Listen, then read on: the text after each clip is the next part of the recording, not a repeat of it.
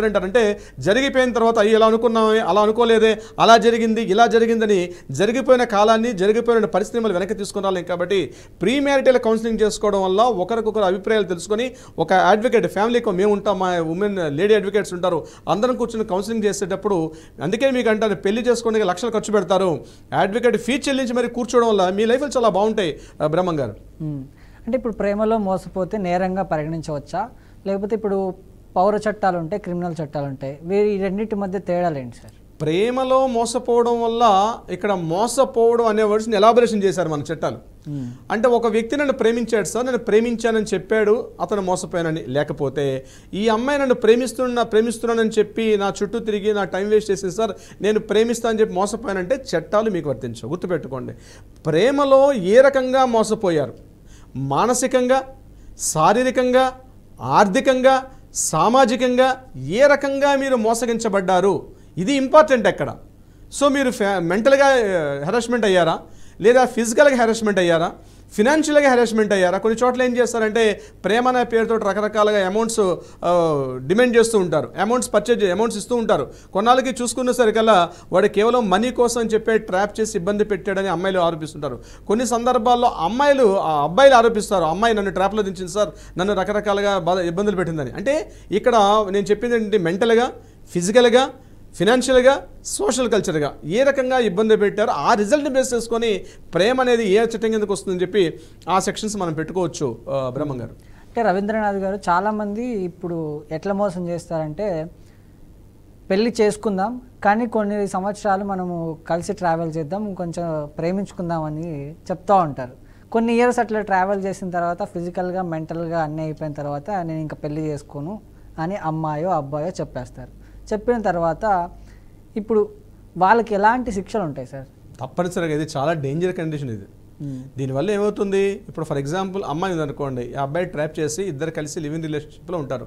ఈ అమ్మాయిని అన్ని రకాలుగా వాడుకుంటాడు ఫిజికల్గా మెంటల్గా ఫినాన్షియల్గా అన్ని రకాలుగా వాడుకొని వన్ ఫైన్ డే ఏం చేస్తాడంటే ఆ అమ్మాయిని విడిచిపెట్టేస్తాడు. అప్పుడు ఈ అమ్మాయి కేసు పెట్టొచ్చు.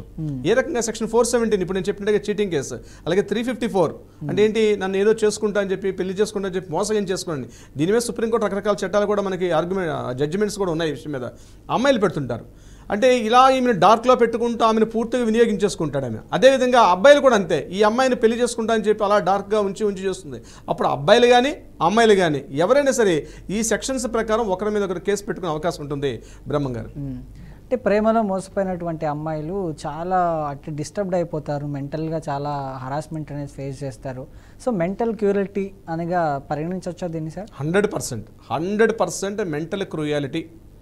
ఇక్కడ అమ్మాయిలు ఎక్కువగా అబ్బాయిల విషయంలో తక్కువ కానీ అబ్బాయిలు దేవదాసులు అయిపోతారు అమ్మాయిలు డిప్రెషన్లోకి వెళ్ళిపోతారు. అంటే అబ్బాయిలు డిప్రెషన్కి వెళ్ళరాసండి డిప్రెషన్కి వెళ్ళి ఏదో రకంగా దాన్ని ఏం చేస్తారంటే అనాథ కాలం నుంచి జరుగుతున్నదే దేవదాసులు అయిపోతారు లైలా మజ్నులు అయిపోతారు. అమ్మాయిని చూడకపోతే భరించలేరు ఆ అమ్మాయి నుంచి ఫోన్ రాలేకపోతే తట్టుకోలేరు ఆ అమ్మాయి మెసేజ్ చేయలేకపోతే తట్టుకోలేరు తిండి తినరు మాట్లాడరు పడుకోరు స్నానం చెయ్యరు కాలేజీకి వెళ్ళరు ఆఫీస్కి వెళ్ళరు ఏ పని చేయరు ఒక డిప్రెషన్లో తెలియకుండా ఒక పేతో సిచ్యువేషన్కి వెళ్ళిపోతారు వాళ్ళందరూ కూడా ఒక పేతలో తయారైపోతారు అందరూ కూడా. అంటే పేతో అంటే పైశాచికంగా తయారైపోతారు పూర్తిగా ఏమీ తోచదు ఎటు వెళ్ళాలో తెలియదు ఏం మాట్లాడాలో తెలియదు కూర్చోలేరు నిలబడలేరు ఆఫీసులో సరైన విధంగా తమ వృత్తిని కూడా చేసుకుని నేను ఆల్రెడీ ఊబిలో దిగిపోయానన్నటువంటి ఒక ఐడెంటిఫికేషన్ కూడా మర్చిపోతాడు తన ఉనికిని మర్చిపోతాడు తన స్థాయి మర్చిపోతాడు తన స్టేటస్ మర్చిపోతాడు తనకు ఒక ఐడెంటిటీ మర్చిపోతాడు పూర్తిగా తనను కోల్పోతాడు.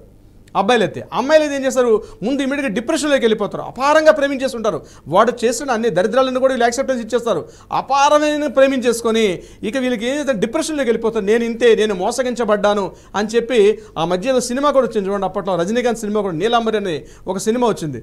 వాళ్ళు ఏం చేస్తారంటే అందులో రమ్యకృష్ణ ఏం చేస్తారంటే నేను మోసగించబడ్డా అని చెప్పి తలుపు గదిలేసేసుకొని పూర్తిగా తెలియని ఒక డిప్రెషన్లోకి దిగిపోతారు. ఆ డిప్రెషన్ స్థితి మొదటిగా డిప్రెషన్కి వెళ్తారు ఆ డిప్రెషన్ పతాక స్థాయికి వెళ్తే ఇక నా జీవితం వ్యర్థం ఇక నేను నా జీవితాన్ని ముగించేసుకోవాలని చెప్పి తమ జీవితాన్ని సూసైడ్ రూపంలో ముగించేసుకుంటారు.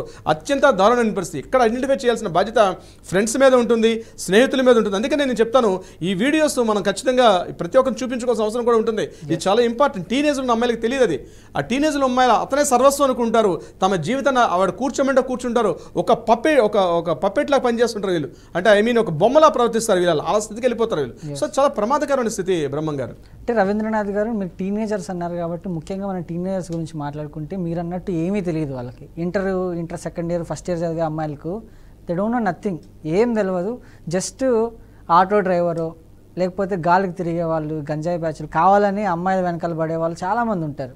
రోడ్ల మీద తిరిగేవాళ్ళు కావాలని ఆ బండ్లు వేసుకొని షో చేసి ఎలాగైనా ఈ అమ్మాయిని పటాయించాలి, ఎలాగైనా ఏదో ఒకటి చేయాలి అనే అదే పని మీద ఉండే వాళ్ళకి వీళ్ళు అంటే వాళ్ళకి తెలియదు అది అలా వీళ్ళు దీనికోసం వస్తున్నారని చెప్పేసి అలాంటి వాళ్ళు ప్రేమలో పడుతుంటారు.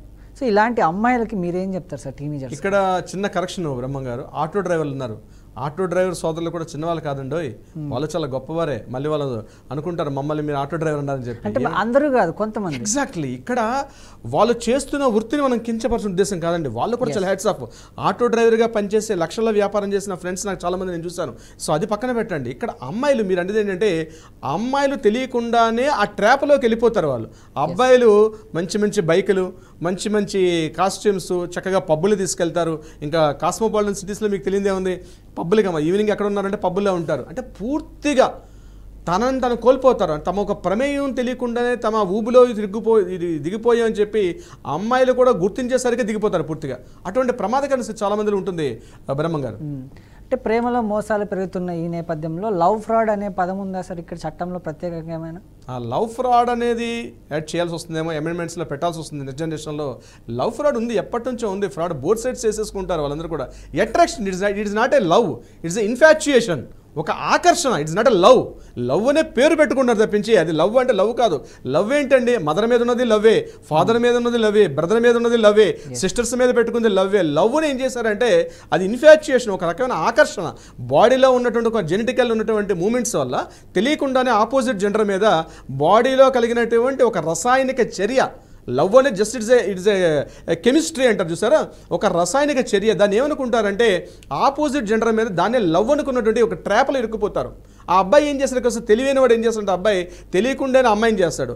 ఇక్కడ కొంతమంది అమ్మాయిలు ఏం చేస్తారంటే కొద్దిగా తెలివైన అమ్మాయిలు ఏం చేస్తారంటే తెలియకుండానే మార్నింగ్ ఒక అబ్బాయి ఉంటాడు, ఆఫ్టర్నూన్ బైక్ మీద తీసుకెళ్ళిన ఒక అబ్బాయి ఉంటాడు, సాయంత్రం ఒక అబ్బాయి ఉంటాడు. పాపం తెలియకుండానే అబ్బాయిలు తొందరగా మోసగించబడతారు. అందుకే ప్రేమలో తాజ్మహల్ కట్టే అబ్బాయిలు ఉన్నారు తప్పించి పూరి గుడిసె కట్టిన అమ్మాయిలు కూడా ఎక్కడ లేరు ప్రేమ కోసం. మన చరిత్ర అంతా వెతికిన కూడా మనకి ఎక్కడ కనిపించరు బ్రహ్మం గారు. ఎస్, ఎగ్జాక్ట్లీ రవీంద్ర గారు మీరు అన్నట్టు ఐ అగ్రీ విత్ దట్. నేను అబ్బాయి అంటే సపోర్ట్ చేస్తా అని చెప్పట్లేదు. బేసిక్గా ఏంటంటే అమ్మాయిలు ప్రేమలో మోసపోయినా సరే అడ్జస్ట్ అయిపోయి వేరే వాళ్ళని పెళ్లి చేసుకొని వెళ్ళిపోయే వాళ్ళు ఉంటారు, కానీ అబ్బాయిలు అలా ఉండరు. సో మెయిన్గా అబ్బాయిలకి మీరేం చెప్తారు సార్? పెద్ద దురదృష్టం అండి. ఎంత దారుణం అంటే ఏ సంబంధం ఉంటామంటే అదే అమ్మాయికి అసలు లవ్ ఫెయిల్యూర్లో పడింది అనుకోండి. లవ్ ఫెయిల్యూర్ పెడితే ఆమెకి పక్కన ఓదార్చడానికి చాలామంది ఫ్రెండ్స్ ఉంటారు, కానీ అదే అబ్బాయి లవ్లో ఫెయిల్ అయిపోయాడు అనుకోండి, సింపతి చాలా తక్కువ. వాడిని తిడతారు, సింపతి అంటే సానుభూతి ఉండదు. వేద ఆ మాత్రం ఒక అమ్మాయిని మెయింటైన్ చేయడం రాదురా